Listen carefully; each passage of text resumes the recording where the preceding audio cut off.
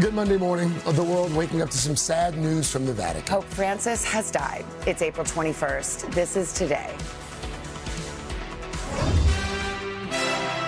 Breaking news, the 88-year-old pontiff passing away just hours after his surprise Easter Sunday appearance at St. Peter's. Buona Pasqua.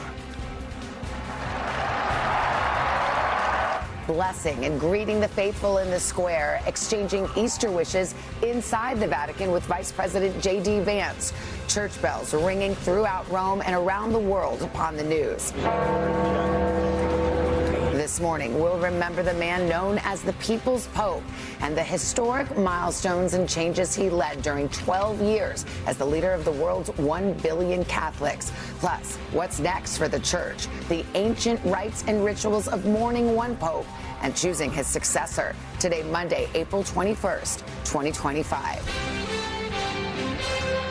From NBC News, this is a special edition of Today with Savannah Guthrie and Craig Melvin, live from Studio 1A in Rockefeller Plaza.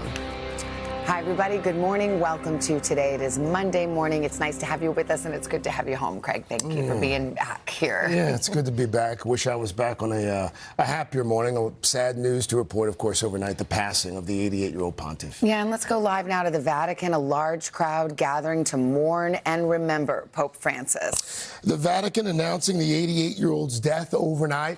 A surprise to a lot of folks, despite his recent health battle, after we saw him deliver the traditional Easter blessing in St. Peter's Square. After addressing the crowd and greeting the faithful from his iconic Pope Mobile, he held a brief audience with Vice President J.D. Vance, also a Catholic. He called that meeting an incredible experience. As for what comes next, the death of a pope sets off a series of carefully orchestrated events, a funeral, a period of mourning, followed by the gathering of the College of Cardinals to choose the next pope.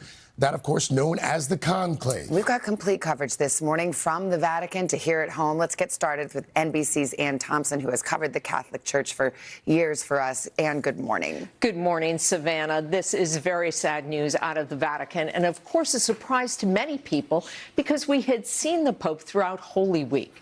But Francis had been recovering from pneumonia and was weak in those appearances. The Vatican saying the Pope taught us to live the values of the gospel, especially in favor of the poorest and most marginalized, as he had throughout his life.